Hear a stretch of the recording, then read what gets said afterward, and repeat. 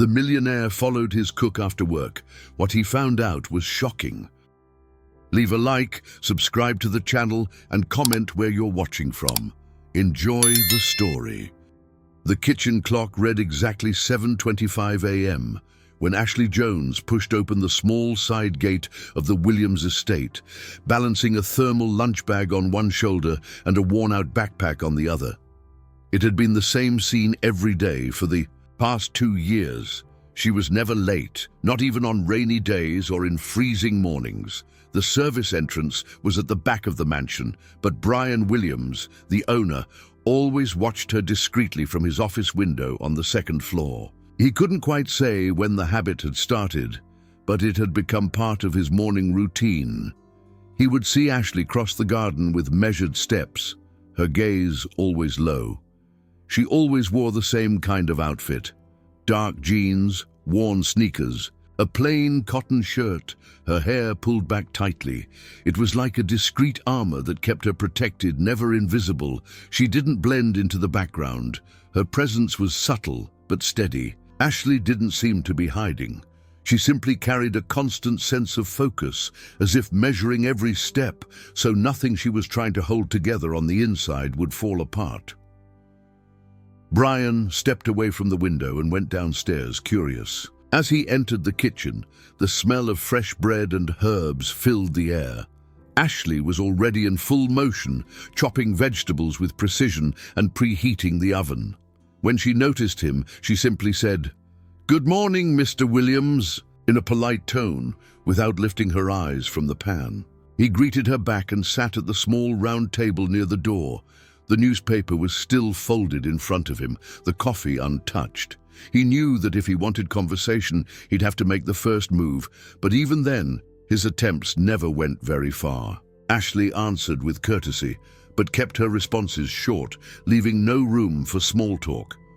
When she placed the plate in front of him, she did it with her usual meticulous calm. "Ashley, why don't you have breakfast with me today? This table feels emptier every morning. I appreciate the offer, but I can't. I still need to get lunch started before 9. Her response was kind but firm. Brian, widowed for almost a decade, had been surrounded by women who showed interest in his company, but none had ever seemed as unreachable as Ashley. She didn't build walls out of pride.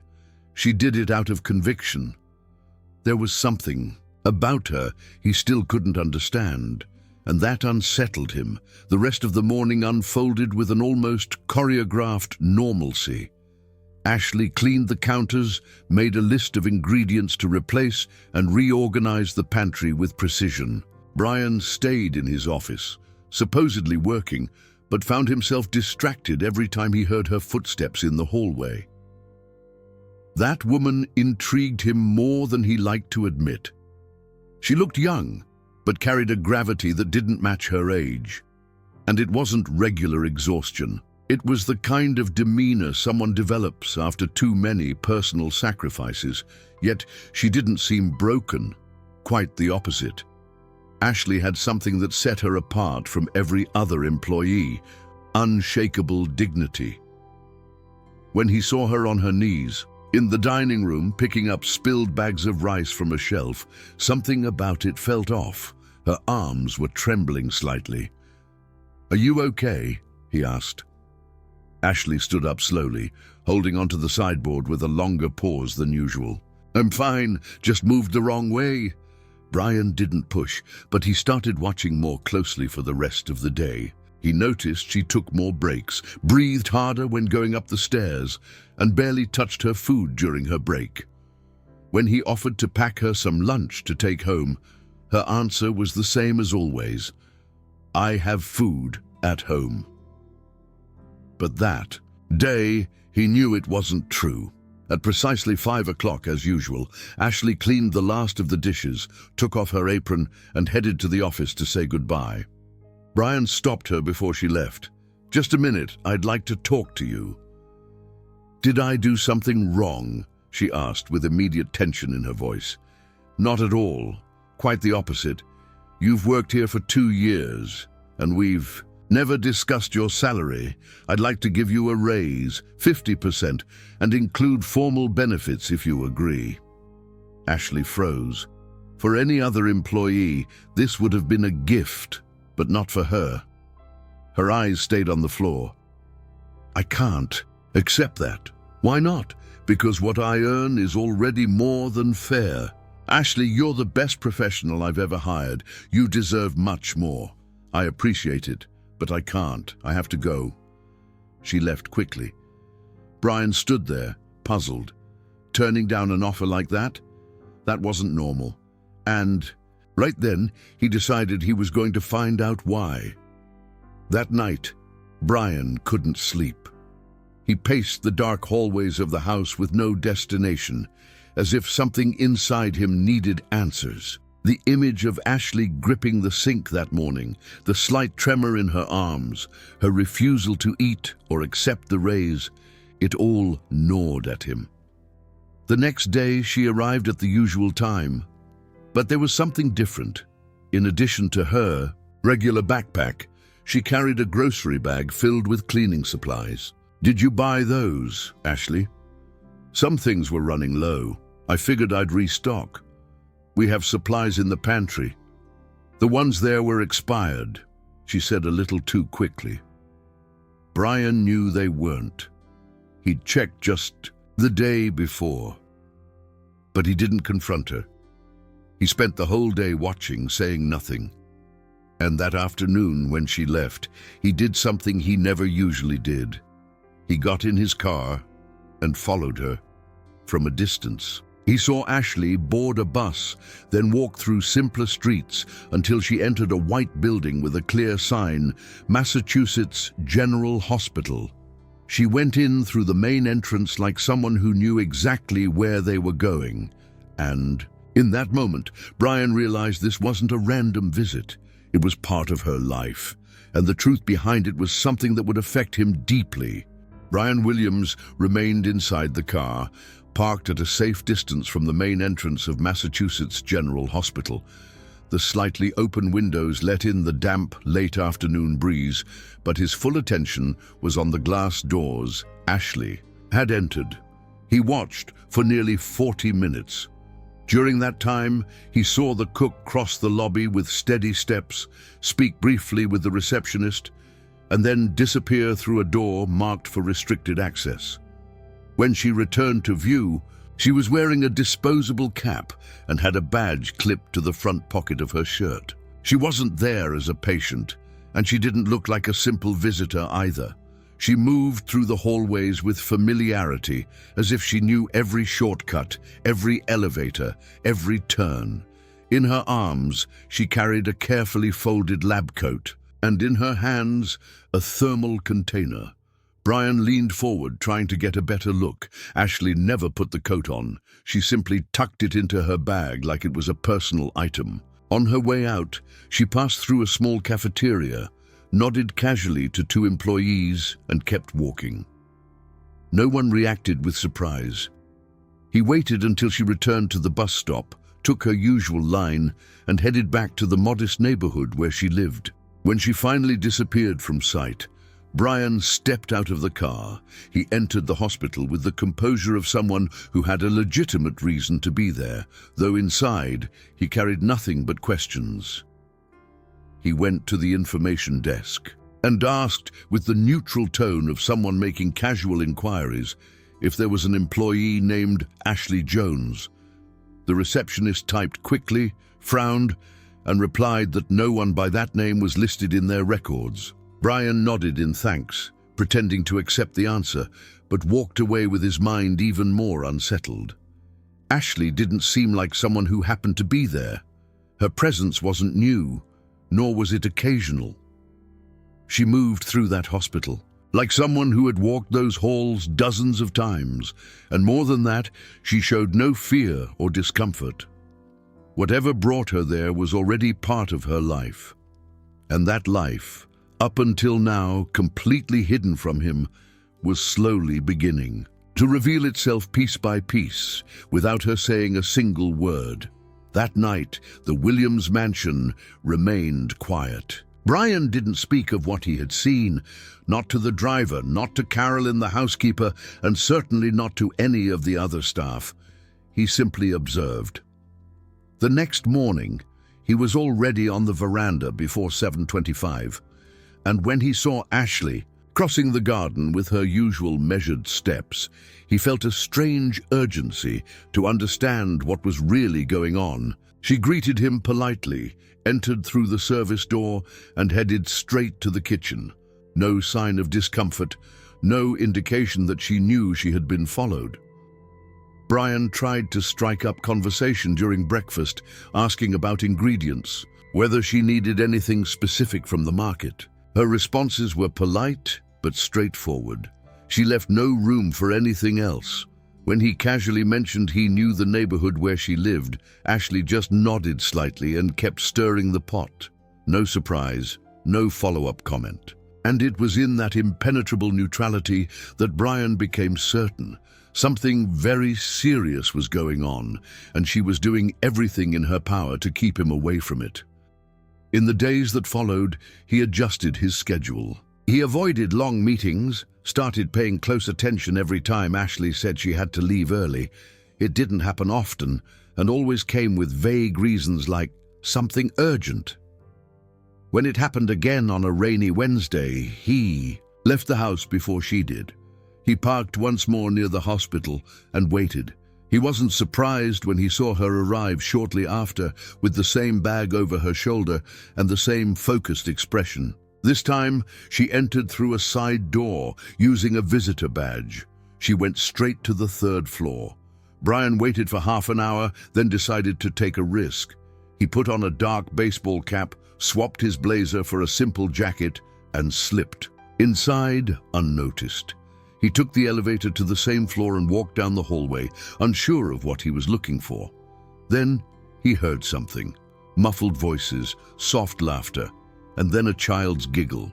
He stopped, leaned against the wall near a slightly ajar door, and peeked in. Inside, he saw Ashley crouched beside a small boy stacking colorful blocks. She was smiling. A soft, peaceful smile he had never seen on her face before. Next to her, a nurse watched quietly. This wasn't a random visit. It was routine, and that boy, he wasn't just another patient. He meant something deep to her. Brian returned to his car feeling his whole body tense. What he'd seen needed time to settle. The image of Ashley beside the boy kept playing in his mind like a film stuck on repeat. That look on her face, that calm, and at the same time, the trace of sadness in her eyes didn't match the composed professional he had known for years. Back at home, he began digging for answers. He went through old employment records from the mansion, hiring documents, even benefit reports. Nothing came up. Then he searched her name on social media. He found only a locked profile with no photo. But the cover image caught his attention. A view of the sky from a narrow window with bars, and in the foreground, a stuffed teddy bear. It was the same sky he had seen when leaving the hospital that afternoon, the same angle. That was enough to conclude the boy wasn't just being observed, he lived there. The next morning, Brian was already in the kitchen when Ashley arrived. There was no newspaper open, no phone in hand, just a cup of coffee and his eyes fixed on her. She looked more tired than before. The dark circles under her eyes betrayed sleepless nights, and her movements were slower. When he asked how she was, she simply said fine, without looking at him. He wanted to ask about the boy directly, but he knew it wasn't the right moment, so he changed his approach. Ashley, I'm thinking about reorganizing the household. Schedule, I'd like you to start handling dinners too. I thought you never had dinner here, she replied. I've changed my mind. I want to start eating better. Her reply was brief but affirmative, and right then, he knew. Having her around in the evenings would be a way to get closer, but not out of curiosity. That had already turned into concern, and maybe something more. On Friday, when she left early again, he stayed home. He didn't follow her.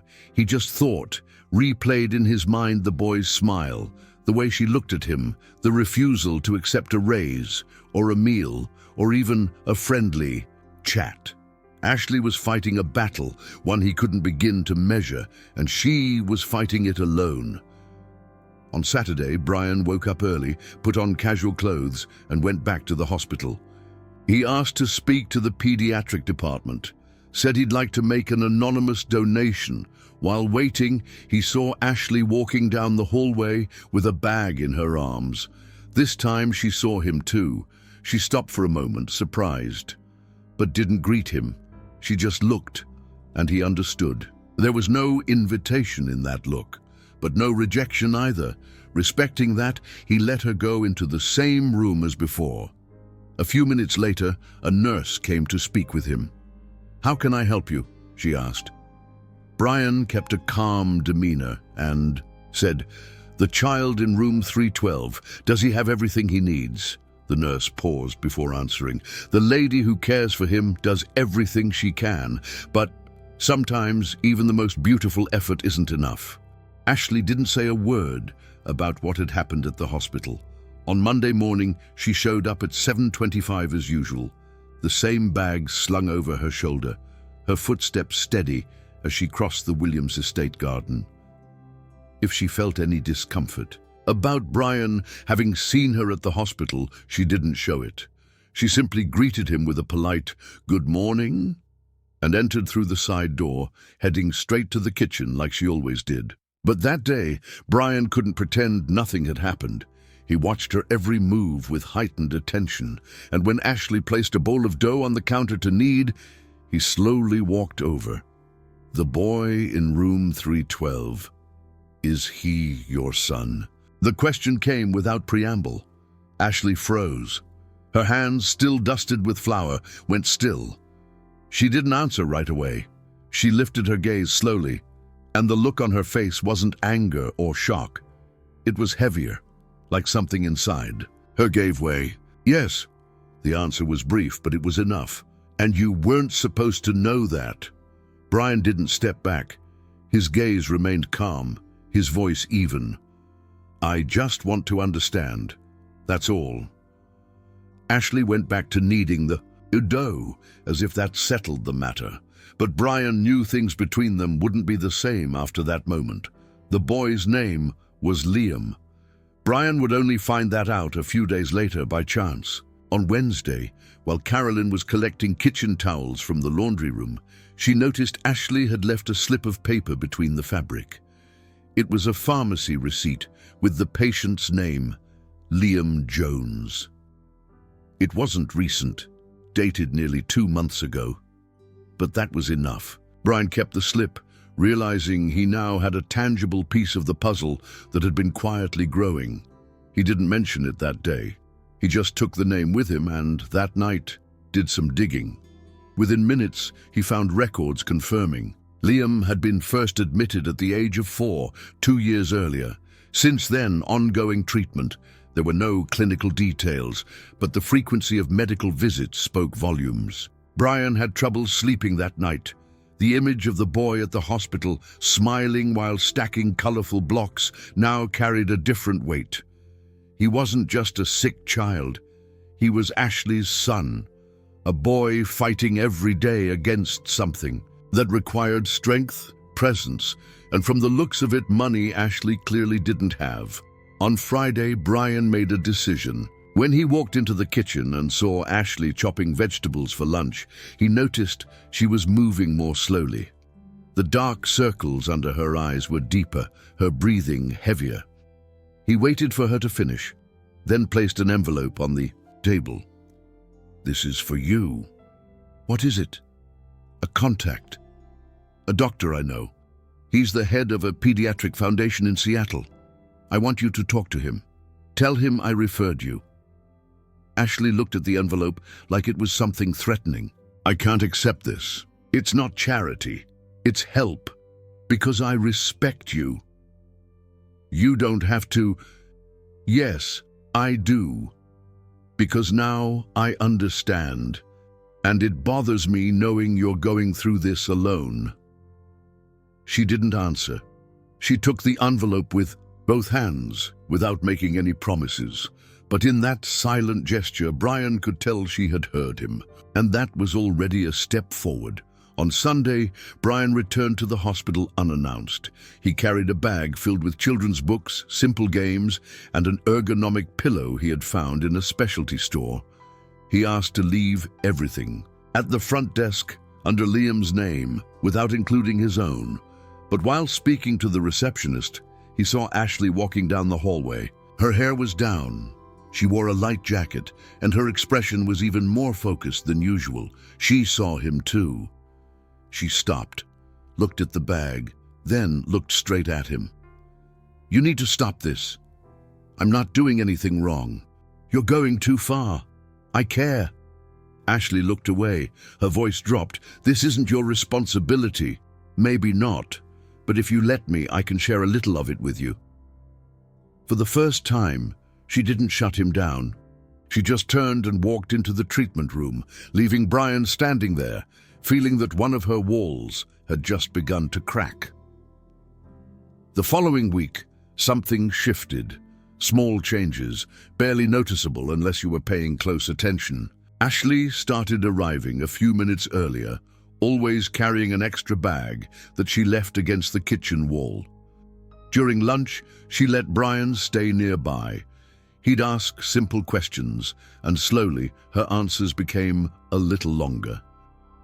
He found out Liam was about to turn 7, that he loved dinosaurs, touch-and-feel books, and vanilla ice cream, that Ashley spent her nights at the hospital reading him stories, crafting makeshift toys out of jar lids and recycled packaging. Brian listened quietly, genuinely interested. Without making a big deal, he began rearranging his own schedule. Meetings were pushed later. Dinners, once never requested, became part of the routine. The house, which used to go dark at 5, now kept the kitchen lights on until much later. And sometimes Ashley stayed a little longer. She didn't eat much, but she sat and she listened. Sometimes she even smiled.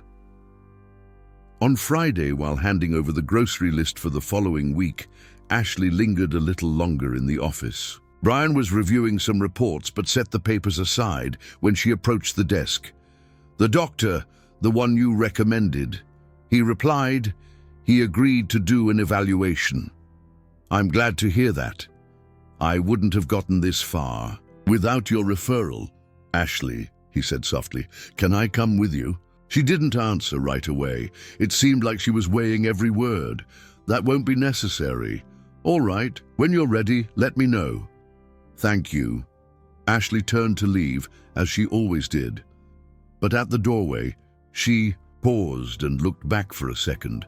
Her eyes weren't as guarded. There was something different, a subtle shift, barely visible but real. Brian said nothing, but he knew from that moment on, the walls between them had started to come down, inch by inch. The appointment with the specialist was scheduled for a Monday in Seattle. When Brian found out about the distance and all the logistics involved, he didn't think twice. "I bought 2 plane tickets for you and Liam," he said that Friday, handing her the printed boarding passes at the end of the day. "The flight leaves early from Logan, direct to Seattle. I've already arranged transportation to the airport. You'll have plenty of time." Ashley hesitated. She wanted to thank him, but also hold on to the independence she had fought so hard to maintain. In the end, she said thank you and agreed to use the tickets, but insisted that everything else would be on her. Brian didn't push.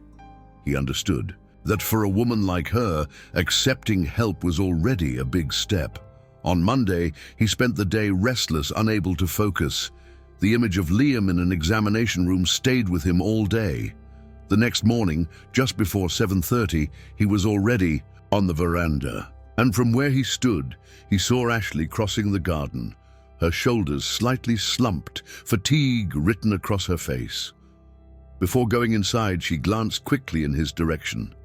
Brian was already waiting. The kitchen was colder than usual, and Ashley didn't even turn on the oven. She sat at the table, hands resting in her lap, and said nothing. Brian made 2 cups of tea, placed one in front of her, and sat beside her. The silence between them lasted several minutes. It wasn't uncomfortable. It was simply the time she needed to find the right words. When she finally spoke, her voice was soft. "Dr. Callahan was kind. He did all the tests. He listened to everything I had to say." Brian just nodded, encouraging her to continue. "He confirmed the diagnosis, but he said there's a chance, small but real. It's an experimental treatment, still in the testing phase, but it's shown some promising results." "Is it safe for him?" Brian asked. "There are risks, but the alternatives come with risks too. The good news is the hospital here can apply the protocol, with supervision from the Seattle team. And the cost. They don't accept insurance. Even with discounts, it's way beyond what I can afford." Brian already knew what his answer would be, even before she finished. The next morning, he cancelled his entire schedule and spent the day on the phone. Doctors, lawyers, hospital administrators. He wanted to know everything: conditions, risks, how the treatment would work. When Ashley came into the office with a tray of sliced fruit, he simply said calmly, "I want to pay for the treatment, not as a favor, as someone who cares." She stood still for a few seconds, still holding a kitchen towel in her hands. Then she walked slowly over and placed the tray on the desk. "Why, sir?" "Because you've been doing everything on your own for too long, and no one should have to face something like this alone." Ashley didn't say anything. She simply pulled out a chair, sat down, took a deep breath, and poured tea for both of them. Brian understood. That gesture was her answer. In the days that followed, she didn't bring up the subject again. But a few things changed. She started accepting small gestures: a quick ride, a hot tea in the afternoon, a clean blanket folded over the chair. Sometimes she'd leave the kitchen spotless before going home, with labeled containers, washed vegetables, and prepared portions in the fridge. On Friday, she walked into the office with an envelope. "Here are the hospital documents. They said with a letter of guarantee the process can move faster." "I'll take care of that today," Brian replied. "Thank you, Brian," she said, meeting his eyes. It was the first time she had said his name like that, without formality, without rushing, as if she was starting to see him as more than just her employer. On Saturday, he went to the hospital in person. He brought the documents, the formal authorization, everything signed. The administration accepted it. Follow-up tests were scheduled, and the new protocol was set to begin the following week. Before leaving, Brian passed through the hospital garden. He saw Liam sitting near the window, a blanket over his legs and a book in his lap. Ashley was reading, pointing at the illustrations. The boy listened quietly, eyes focused. Brian approached gently. Ashley noticed him, closed the book slowly, and said, "He likes adventure stories." "I used to love those too," Brian replied with a faint smile. Liam looked at him and smiled back, small but genuine. In that moment, something simple and powerful took shape. A connection began. No effort, no promises. The following Friday at the end of the day, Brian made a straightforward request. "If you can, would you mind leaving something ready for the weekend? Just so I don't end up surviving on cereal." Ashley looked at him, trying to figure out whether he was joking, teasing, or hinting at something more. "I can make a light soup. Anything you make will be perfect." She gave a small nod, and in that silent gesture, something began to take root, something subtler, more intimate, more human than any obligation or contract. Liam's treatment began on a Wednesday, following the medical team's guidelines from Boston and administered locally at the Children's Hospital in New York. He wasn't hospitalized full-time, but the protocol required frequent visits, near-daily tests, and careful preparation before each new session. Ashley reorganized her routine without depending on anyone as she always had, but now with a different kind of calm. She knew Brian had fully covered the costs, and also that he wasn't expecting anything in return. Still, she maintained the discipline that helped her feel in control. She arrived at the Williams estate at 7:25 every morning, handled every task with even more precision than usual, and left promptly at 5 with her bag on her shoulder and a more serious expression. Her days were split between work, the hospital, and sleep that never lasted long enough. Brian watched all of it without stepping in. He respected her silence, but found small ways to be present. Fresh fruit left on the counter, frozen soups, packed and labeled, handwritten notes with simple words, nothing intrusive, just quiet support. Ashley didn't respond, but she started accepting it. And slowly, the walls she had put up seemed less impenetrable. That Friday, while she was reorganizing the pantry, Brian came home from the office earlier than usual. He noticed the shelves were labeled, items sorted by date and quantity. Everything followed a precise logic. "How's Liam doing?" he asked straightforwardly. Ashley nodded slightly.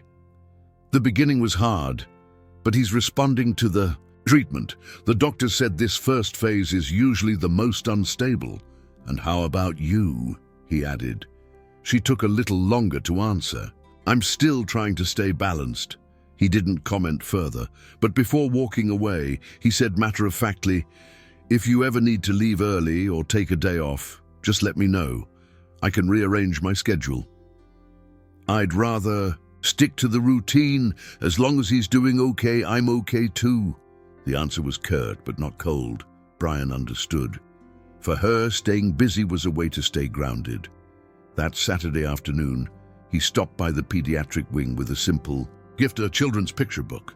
He hadn't announced he was coming and didn't expect to find Ashley there, but there they were, sitting in the same hospital garden. The boy drawing with colored markers, a blue knit cap on his head, and Ashley cross-legged, reading in silence. When Brian approached, she looked up. She didn't smile, but she didn't move away either. He held out the book, filled with woodland animal stories, and turned to Liam directly. "Do you like foxes?" The boy nodded. Brian crouched beside him and started flipping through the pages. Ashley just watched, saying nothing. It wasn't a social visit, and it wasn't done out of politeness. It was something taking shape, something that didn't need explanation. After that Saturday, Brian's visits to the hospital became more regular. Once or twice a week he would show up with something new. A deck of cards, an adventure book, or a DVD with cartoons. He never made a big deal about being there. He would simply sit next to the boy and ask how he was doing. At first, Ashley stayed nearby, quiet. Over time, she began using those moments to talk with the nurses, go over medical paperwork, or just sit in the room next door and breathe. She trusted Brian, not with secrets, but with Liam. And to him, that meant more than any confession. The boy also showed affection in his own way, asking on random days, "Is the Foxman coming today?" Ashley would say she wasn't sure, but the nickname stayed with her for hours, echoing in her mind, as if the bond already had a name. At the Williams estate, the routine continued to adjust. Ashley started leaving notes in the kitchen notebook, detailed, shopping lists, meal suggestions, prep instructions. When she couldn't prepare dinner herself, she wrote out everything he would need to do. Brian followed each step to the letter, not out of obligation, but out of respect. He wanted her to know that even when she was away caring for her son, she was still a vital part of that home. On Friday, after finding prepped vegetables and an organized fridge, he left a note in his own handwriting. "I'll try to do this right, but I can't promise it'll taste the same." When Ashley saw the note a few days later, she simply closed the notebook. But something inside her shifted, a small urge to smile, and this time she didn't hold it back. On Sunday, Brian returned to the hospital alone. He found Liam watching a movie in his room. Ashley had stepped out to pick up medication from another department. Brian walked in without hesitation and sat next to the boy without saying a word. When Liam handed him the remote and said, "You can pick the next one if you want," Brian smiled. They sat together, laughing at the silly voiceovers and rooting for over-the-top characters. When Ashley came back and saw them like that, she paused at the door for a few seconds before walking in. She didn't say anything, just set the medicine bottles down and sat beside them. It was an ordinary Sunday, but in that small hospital room, for one rare moment, there was a peace that didn't need to be explained. The third week of treatment brought stronger side effects for Liam. He began experiencing frequent dizziness, nausea from bright lights, and a noticeable loss of appetite. The nurses did what they could to keep the room comfortable, but Ashley noticed every change. Her son slept more, asked for fewer games, and his smiles became rare. To lift his spirits, she brought simple games, books with textured illustrations, and played soft music on her phone. But the fatigue in his small body was obvious. Even so, Ashley remained composed in his presence. She spoke with a calm voice, held his hand firmly, and stayed fully attentive. Only when she left the room for a snack run or to talk with the doctors did her exhaustion truly show. Her shoulders sagged, her expression hardened, and her pace slowed. Brian noticed it during one of his visits when he found her sitting alone on a bench in the hallway, a water bottle hanging loosely from her fingers. He sat beside her without saying a word, just stayed there. A few minutes later, Ashley stood up, exchanged a brief look with him and returned to the room. No thank you was spoken, but the gesture lingered. At the Williams estate, Ashley's, a partial absence was felt in subtle yet constant ways. She continued to send well-organized lists, clear instructions, and planned menus, and the rest of the staff kept everything running smoothly. Still, Brian sensed the difference. Everything was in its place, but the atmosphere felt colder. What was missing was her presence, or rather the personal touch she left in every small gesture. The way she arranged the napkins, the care in serving afternoon tea, even the kitchen's rhythm felt off. He didn't mention it to anyone. He simply adapted. He started eating at different times, replied to emails from the dining table, and began leaving short notes in the kitchen notebook. Ashley replied whenever she could, with brief, to-the-point phrases. The messages weren't warm, but Brian felt that even from the hospital, she remained a part of that home. And that was enough. One Saturday morning, he arrived at the hospital. Earlier than usual, he found Liam nauseated, lying on his side with a damp cloth on his forehead and his eyes half shut. Ashley was reading a medical report intently, her face more tense than usual. "He had a rough night," she said without looking up. "They had to adjust the dosage." Brian didn't ask questions. He sat beside the boy and started telling an improvised story about a bear who wanted to be a pilot. Liam didn't respond right away, but his eyes slowly began to follow along. Ashley sat nearby, placed the chart on the table, and folded her arms over her knees. "Sometimes I wonder if I did the right thing by insisting on this," she murmured, more to herself than to him. "You're doing everything you possibly can," Brian replied calmly. "And what if it's not enough?" she asked, still watching Liam. "Then you'll still be the one who fought the hardest for him." She closed her eyes for a moment, as if she needed that answer just to keep going. The following week, the first signs of improvement began to appear. The fevers subsided, tests showed more stability, and the doctors resumed the original treatment plan. Ashley was still exhausted, but her face carried less strain. Brian started visiting during the week as well, usually in the late afternoon. He never announced himself. He would simply show up with a snack, a new picture book, or a change of clothes for Liam and linger nearby. Ashley didn't ask him to leave, but she didn't invite him to stay either. It was a boundary she still kept. Yet he noticed something had changed. Her gaze no longer held the same stiffness, and her shoulders didn't stay as tense when he approached. One afternoon, Ashley stepped out briefly to retrieve some lab results. When she returned, she found Brian playing a memory game with Liam, cards handmade with drawings of animals. Liam was laughing out loud, proud of matching them all. She paused at the door, watched the scene for a moment, then walked in quietly and adjusted the sheet on the bed, as if acknowledging that this space now belonged to him too. The following weekend, the hospital hosted a small musical activity for the children in treatment. Ashley hadn't planned on attending.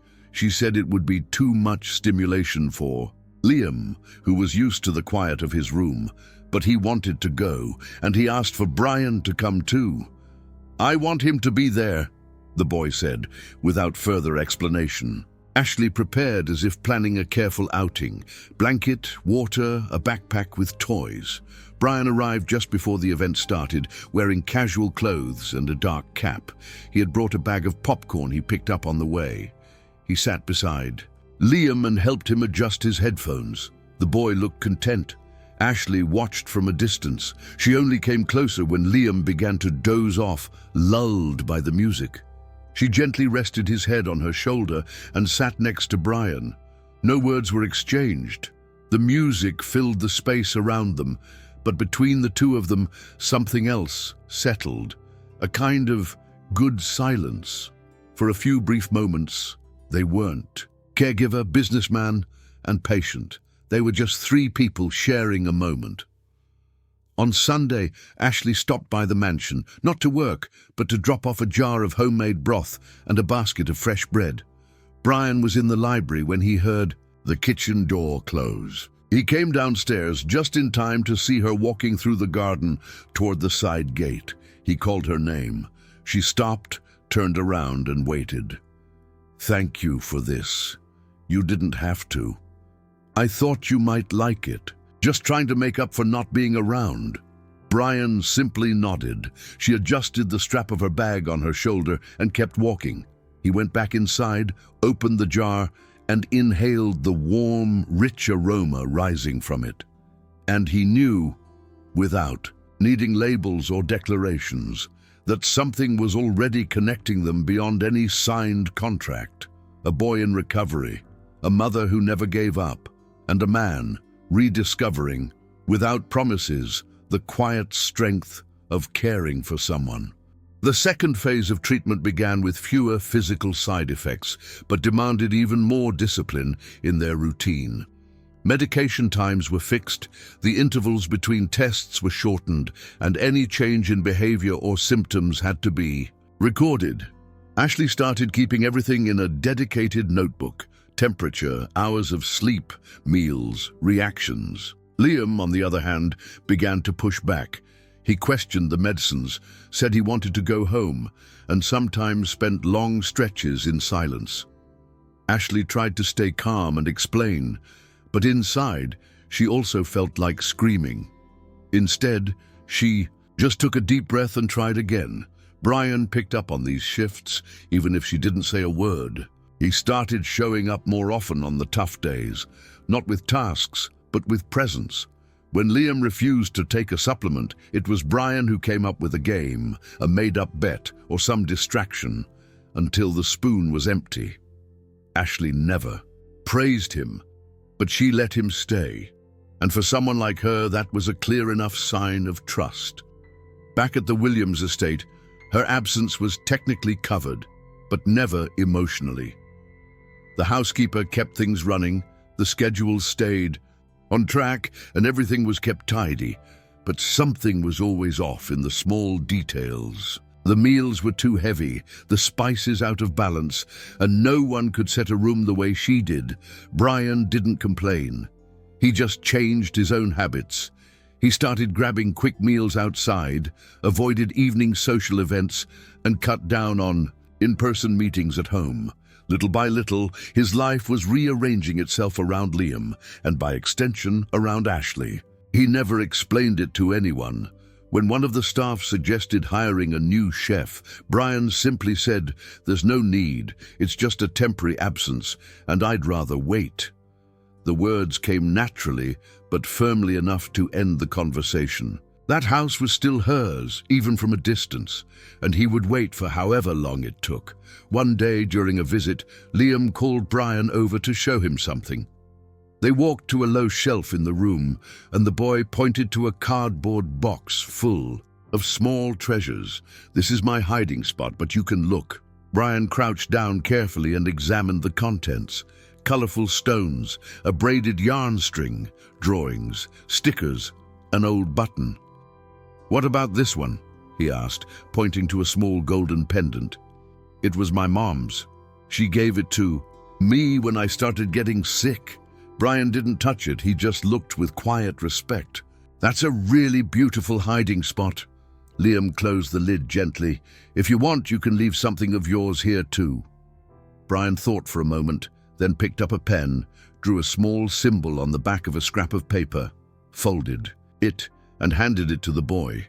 Liam placed it in the box without asking what it was. Ashley watched the whole thing from the doorway. She didn't say a word, but she smiled for the first time in days. Starting that week, the three of them began spending more time outside the hospital room. Sometimes they sat in the hallway, other times in the side garden, always at Liam's pace. Ashley still managed the main routine, but now trusted that for short periods she could leave them alone while she handled the practical matters of life, doing laundry at home, picking up documents, preparing frozen meals. Brian, in turn, kept showing up with fruit, magazines, and sometimes bottles of fresh juice. He didn't say anything, just left them on the table.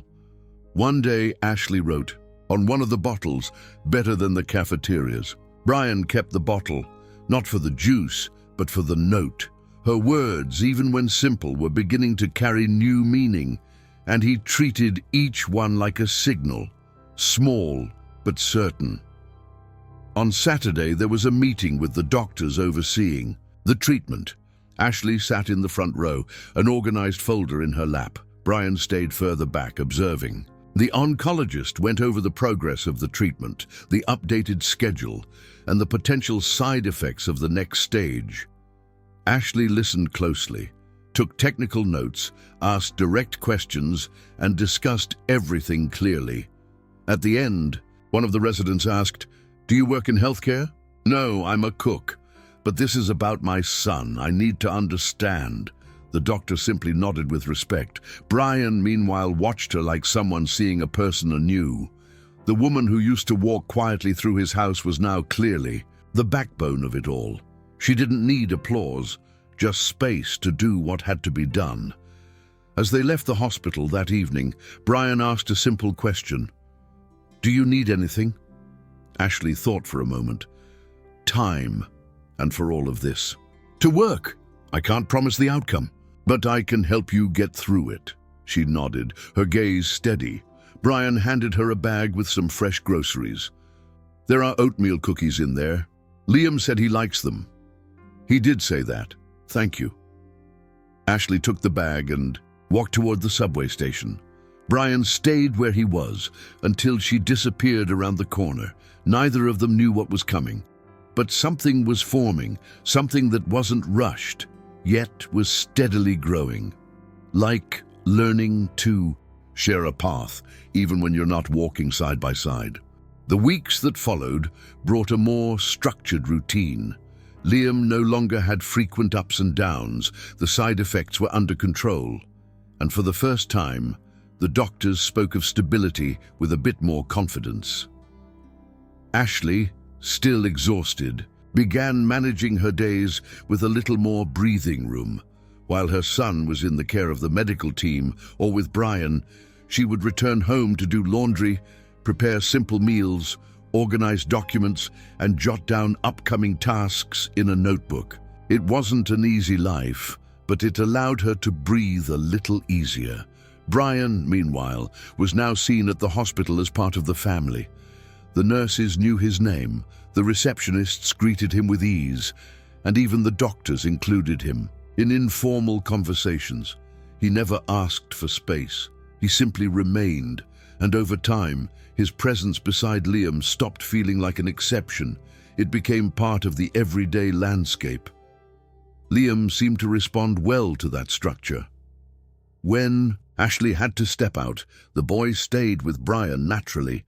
They played cards, assembled puzzles, or simply drew pictures. Little by little, Liam started getting curious about things Brian knew well: architecture, maps, old airplanes.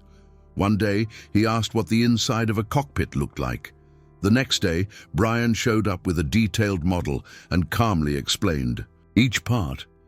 "Have you ever flown a plane?" Liam asked. "No, but I've sat next to someone who did." "It must be really high up."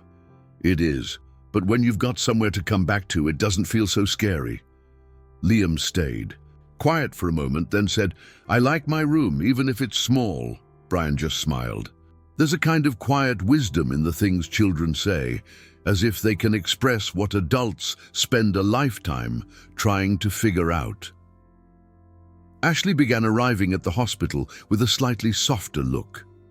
Her body still showed signs of fatigue, but something in her expression had changed. One morning, she found Brian already seated next to Liam, who was busy drawing. She approached slowly. "Did he wake up okay?" "Yes.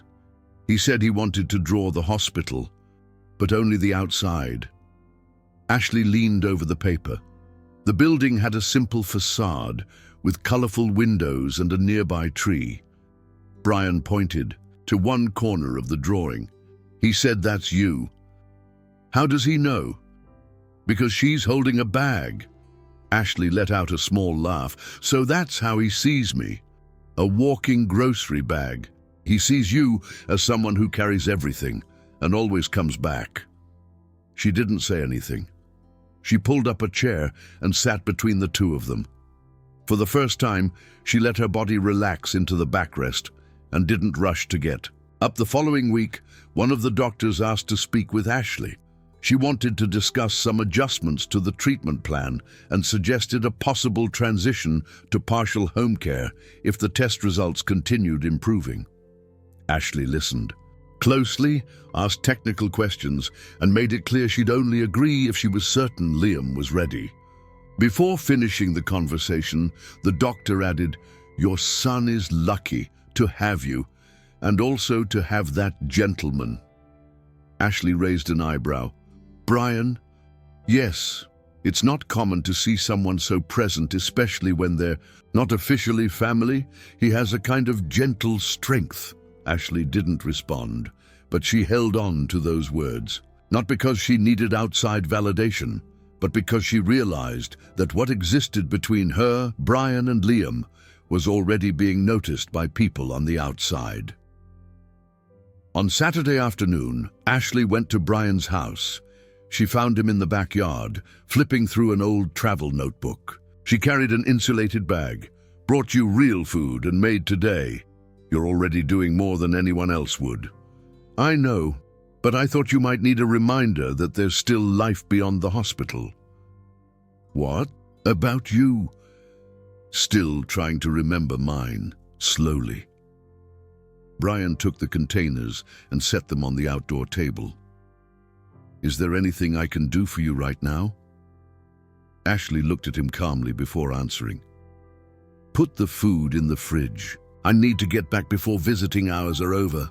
She was already walking away when she added with a soft smile, "And if there's any left, bring some to Liam. He still likes my soup better than the cafeterias." On Sunday, when Ashley arrived at the hospital, she found Liam asleep with his sketchbook resting on his lap. A colorful scarf was folded beside him. Brian sat nearby reading a book. Ashley didn't say anything.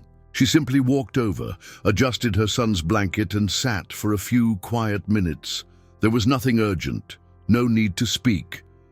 Just a boy resting between two adults who, without needing to define their relationship, had learned to share the exhaustion, the silence, and the care, with lightness without demands. In that small room with soft light streaming in through the window, there was something that no longer needed an explanation. a form of affection that holds steady over time, even without a name. Liam's latest test results were received with cautious optimism and a new kind of hope. The head physician looked at Ashley with steady eyes before delivering the news in a clear tone. The treatment was working. His condition had stabilized. Hospitalization was no longer necessary. Starting the following week, his care could continue from home, with regular hospital visits and a strict schedule of monitoring and medication.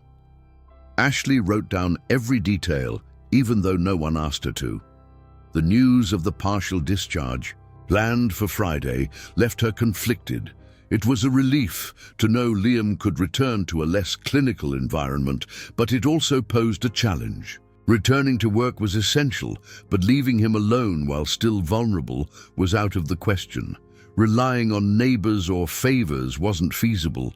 School would only be an option once he was stronger. Until then, she had to find a solution that kept him close and safe without putting her primary source of income at risk. On Thursday morning, while folding laundry in the small hospital room, Ashley was caught off guard by an unexpected offer.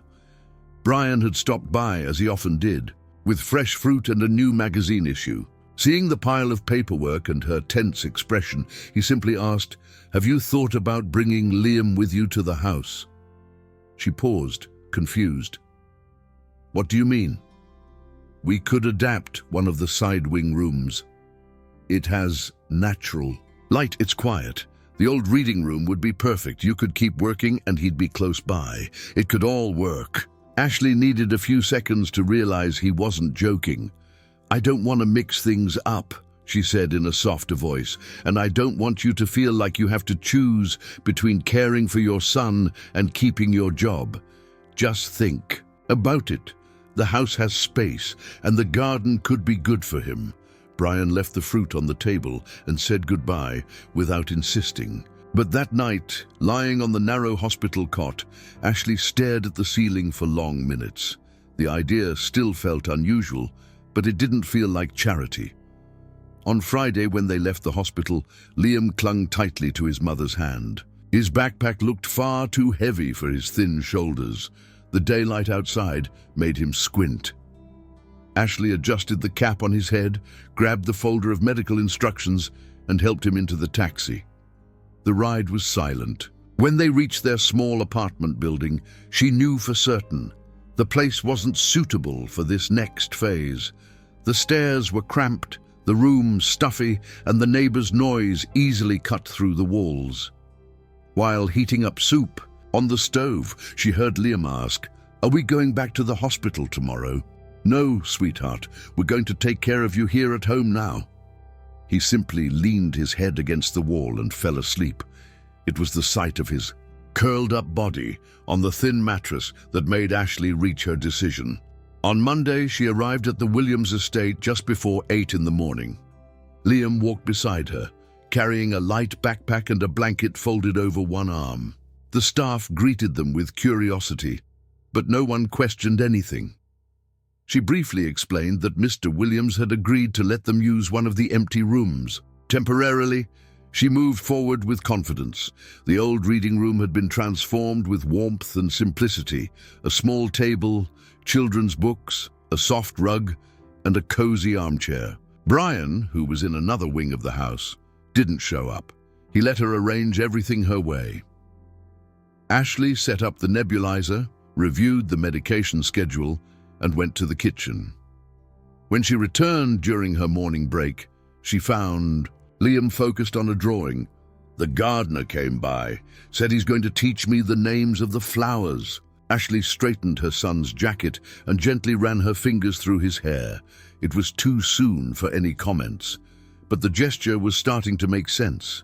As the weeks went by, their new routine settled more smoothly than Ashley had expected. Liam began coming with her 3 times a week. On the other days, he stayed with a trusted neighbor who was now aware of his condition. At the house, everyone already knew who the boy was. The housekeeper would leave fresh fruit for him before noon. The gardener brought leaves and seeds for craft projects, and Brian would appear at the end of the day with a new box of colored pencils, asking if Liam needed more paper. Ashley observed it all cautiously, but didn't push anyone away. She could recognize care when it came with respect, and she also knew that this kind of bond didn't build itself overnight. It took time, dedication, and consistency. And for the first time in a long while, she felt she had all three. The past few weeks had brought visible signs of improvement. Liam no longer woke up in the middle of the night gasping for air. His appetite had returned, and the drawings he made in the makeshift room at the Williams estate were now more vibrant, with stronger lines and details he hadn't managed before. The physician overseeing his case confirmed he could return to school the following month, as long as they followed a few precautions. Ashley listened closely, and when she heard the word school, her eyes welled up.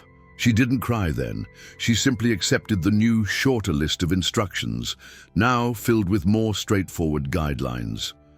Back at the apartment, she quietly prepared dinner while Liam focused on completing an old puzzle at the kitchen table. When he finally finished the picture and smiled, his mouth still full of soup, she felt a lump in her throat. It was such an ordinary moment, but it carried so much meaning. He was doing well. He was there in the same place as always, with more color in his cheeks, eager to play, to get frustrated with the stubborn puzzle pieces. This wasn't luck. It was the result of every helping hand they had received, of every decision that allowed them to make it through the worst. The next morning, Liam ran straight into the garden as soon as they got out of the car. He had seen a new flower on the way and couldn't wait to tell the gardener. Ashley headed straight to the kitchen, where she began preparing lunch with steady, almost light movements. The sound of pots and pans, the smell of fresh herbs, and the steady rhythm of the staff created a routine that no longer felt like a burden. Around 11:30, while adjusting the seasoning in the soup, she noticed someone at the door. It was Brian, watching in silence, hands in his pockets, a calm look in his eyes. "Can I steal you for a minute?" he asked.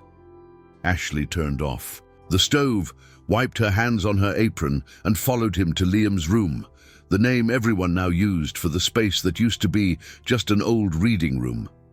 The boy was drawing, lying on his stomach on the rug.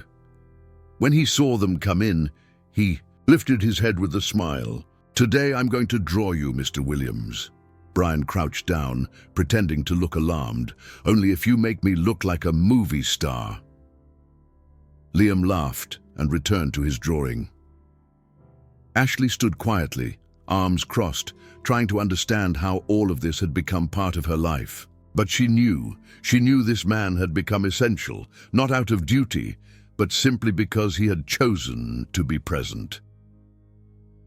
By late afternoon, with most of the staff gone and Liam napping on the break room couch, Ashley stepped out to the back porch and found Brian alone, watching the sky shift its colors.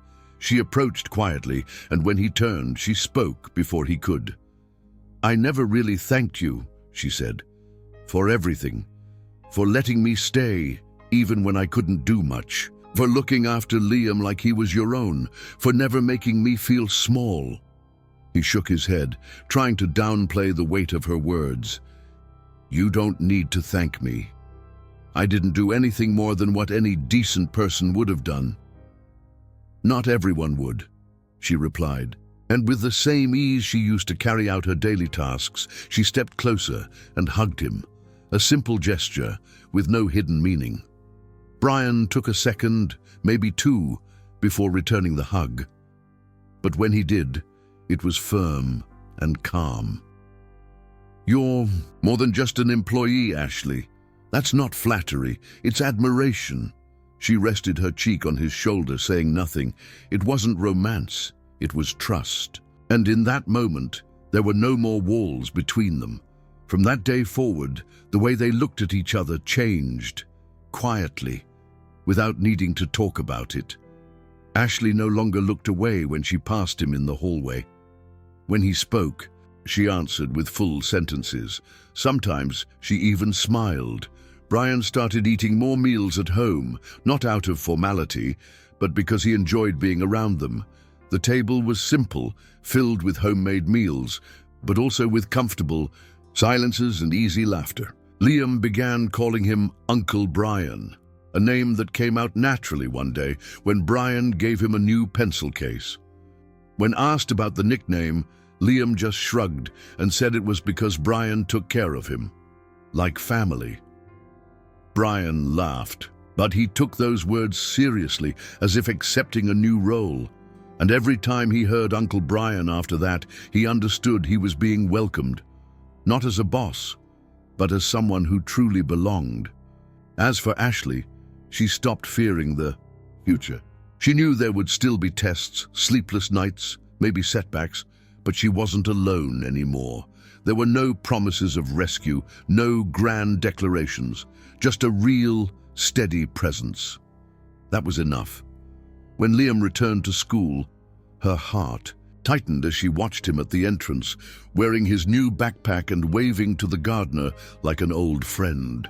In his pocket, he carried a handwritten note from Brian. "For the days you miss our colorful rug." Ashley read the note too, and she kept it in her purse, not as a souvenir, but as part of something that finally was beginning to feel like a new life, one she no longer had to face on her own. The end. So what did you think of this story?